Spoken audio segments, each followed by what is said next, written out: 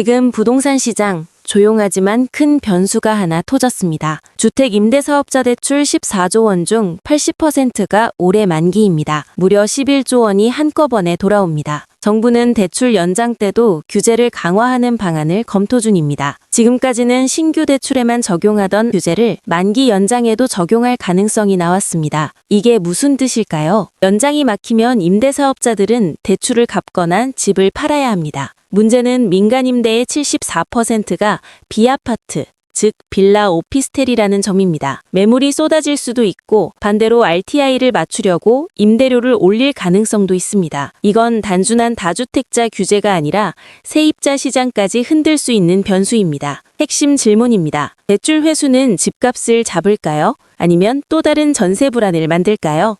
공공주택 뉴스 하나로 앞으로 집 공급 방식이 꽤 달라질 수 있다는 얘기 나왔습니다. 핵심은 공공이 짓는데 민간 아파트급으로 퀄리티를 올리겠다는 방향이에요. 먼저 눈에 띄는 건 전 가구 남향 배치 같은 품질 기준 강화. 예전 공공주택이 저렴하지만 아쉽다는 이미지가 있었다면 이번엔 그 프레임을 바꾸겠다는 거죠. 커뮤니티 시설 기준도 올리고 임대세대 내구 품질도 강화한다는 내용이 들어가 있어요. 그리고 비스포크 옵션 확대도 중요합니다. 입주자 선호도 조사에서 벽지, 타일 같은 기본 마감은 깔끔하게 가고 간접 조명, 고기능 시스템 에어컨 같은 선호 옵션을 더 늘리겠다는 건데요. 가족형, 홈오피스형, 펫형처럼 라이프스타일 맞춤도 확대한다는 흐름입니다. 공공주택도 선택 가능한 상품으로 바뀌는 느낌이에요. LH 개혁안이 빠르면 3월 상반기 안에 구체화될 수 있다는 점, LH를 개발 기능과 비축 관리 기능으로 나누는 구상도 거론되고요. 여기서 토지 임대부 주택이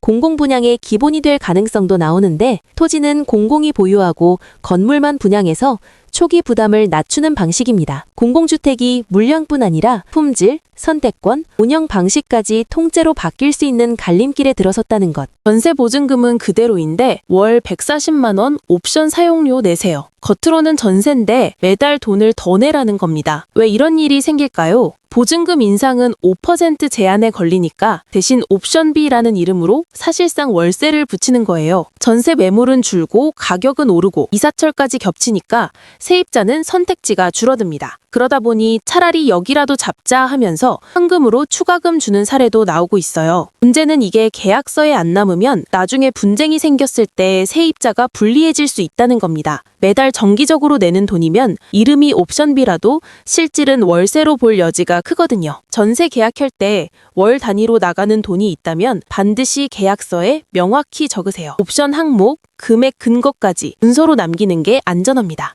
기억하세요. 전세가 부족할수록 꼼수 조건은 늘어납니다. 이름이 뭐든 매달 돈이 나가면 한 번 더 따져보는 게 내 보증금 지키는 방법입니다. 전쟁 뉴스가 터졌는데 비트코인이 올랐습니다. 지금 시장에서 굉장히 특이한 일이 벌어지고 있습니다. 최근 미국과 이란 사이 긴장이 커지면서 전쟁 우려가 확산됐습니다. 보통 이런 상황이면 투자 시장은 크게 떨어지는 경우가 많죠. 그런데 이번에는 달랐습니다. 비트코인이 단 5일 만에 다시 1억 원을 회복했습니다. 코인 관련 주식들도 함께 급등했습니다. 특히 스테이블 코인 USDC 발행사 서클은 하루에 15% 상승했습니다. 여기에 세계 최대 비트코인 보유 기업이 비트코인 3015개를 추가 매수했다는 소식도 나왔습니다. 또 하나 중요한 신호가 있습니다. 미국 투자자 매수세를 보여주는 코인베이스 프리미엄이 다시 플러스로 전환됐습니다. 시장에서는 그동안 쌓였던 공매도 포지션이 청산되면서 숏스퀴즈가 발생했다고 분석합니다. 전쟁 속에서도 돈은 새로운 곳으로 이동하고 있습니다. 지금 그 중심에 비트코인 시장이 있습니다. 집값은 떨어지는데 세금은 오를 수 있습니다. 지금 아파트 시장에서 이런 일이 벌어지고 있습니다. 정부가 다음 주 2026년 아파트 공시가격을 공개할 예정입니다.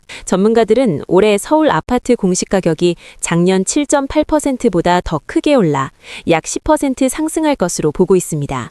특히 강남과 한강 벨트 지역은 상승폭이 더 클 가능성이 있습니다. 문제는 지금입니다. 최근 집값은 일부 지역에서 하락하고 있는데 공시가격은 오르기 때문에 체감 세금 부담이 더 커질 수 있습니다. 예를 들어 마포의 한 아파트는 보유세가 약 299만 원에서 416만 원으로 증가할 것으로 추정됩니다. 또 서초 반포의 아파트는 1275만 원에서 약 1790만 원까지 늘어날 수 있습니다. 정부는 앞으로 초고가주택 보유세를 더 강화할 가능성도 검토하고 있습니다. 결국 강남과 한강 벨트 아파트는 세금 부담이 크게 늘어날 가능성이 나오고 있습니다. 올해 스마트폰 시장에 큰 문제가 생겼습니다. 무려 13년 만에 최저 판매량이 예상되고 있습니다. 시장조사업체 분석에 따르면 올해 글로벌 스마트폰 출하량은 11억 대 이하로 떨어질 전망입니다. 이건 2013년 이후 가장 낮은 수치입니다. 가장 큰 이유는 바로 메모리 반도체 공급 부족입니다. 전문가들은 이 수급난이 2027년 말까지 이어질 수 있다고 보고 있습니다. 여기에 또 하나의 변수도 있습니다. 바로 중동 위기입니다. 스마트폰은 대부분 항공운송으로 이동하는데 전쟁 때문에 항공노선이 우회되면서 물류비가 크게 늘고 있습니다. 예를 들어 화물기가 3시간만 더 비행해도 연료비가 약 2만 5천 달러 추가됩니다. 이런 비용은 결국 어디로 갈까요? 바로 스마트폰 가격 상승으로 이어질 가능성이 큽니다. 결국 앞으로 스마트폰 시장은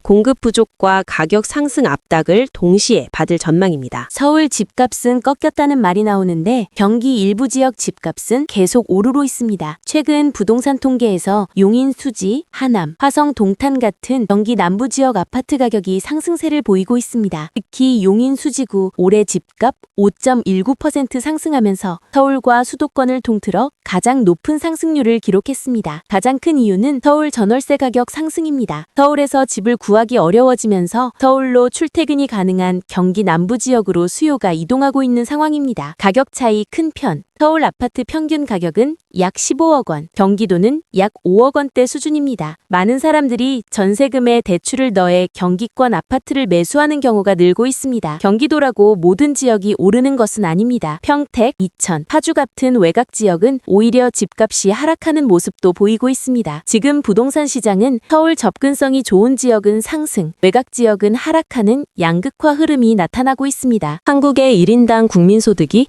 12년째 3만 달러 수준에 머물고 있습니다. 최근 발표에 따르면 한국의 1인당 국민 총소득 GNI는 약 3만 6,500달러로 추정됩니다. 한국은 2014년에 처음 3만 달러를 돌파했지만 이후 지금까지 4만 달러 벽을 넘지 못한 상태입니다. 한때 2021년에는 3만 7,800달러 수준까지 올라 4만 달러에 가까워지기도 했습니다. 최근에는 원화 가치 하락과 경제 성장 둔화 영향으로 3만 6천 달러 수준에서 정체된 모습입니다. 대만은 완전히 다른 흐름을 보이고 있습니다. 대만의 1인당 국민소득은 2024년 약 3만 5천 달러에서 2025년 4만 달러를 돌파했습니다. 올해는 4만 5천 달러까지 올라갈 것이라는 전망도 나오고 있습니다. 빠르게 성장한 이유는 AI와 반도체 산업 성장 때문입니다. 현재 경제 흐름은 한국은 3만 달러대 정체, 대만은 빠르게 4만 달러 시대로 진입하는 모습입니다. 서울 신축 아파트 시장에 큰 변화가 생겼습니다. 요즘 새 아파트는 전세보다 월세 계약이 더 많아지고 있습니다.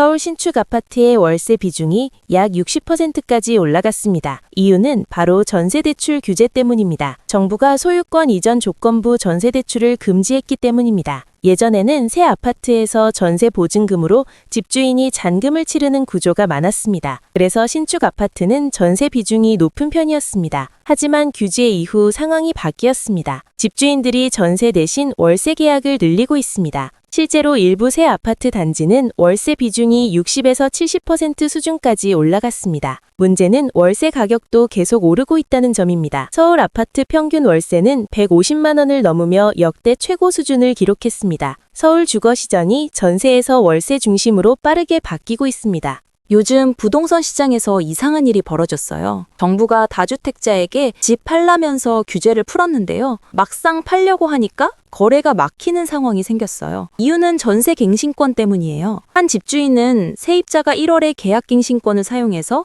전세가 2028년까지 연장됐어요. 그런데 정부 기준은 2026년 2월 12일 기준으로 임대차 계약이 있어야 한다는 거였어요. 겉으로 보면 조건이 맞죠? 하지만 구청은 갱신 계약 시작일이 4월이라서 미래 계약이라고 판단했어요. 그래서 결과는 거래 불허. 심지어 세입자가 조기 퇴거하겠다고 약속했는데도 허가가 안 나왔어요. 지금은 토지거래 허가 신청 10건 중 1건만 승인된다고 합니다. 결국 집 팔라고 해놓고 팔지도 못하게 막는 상황이 된 거죠.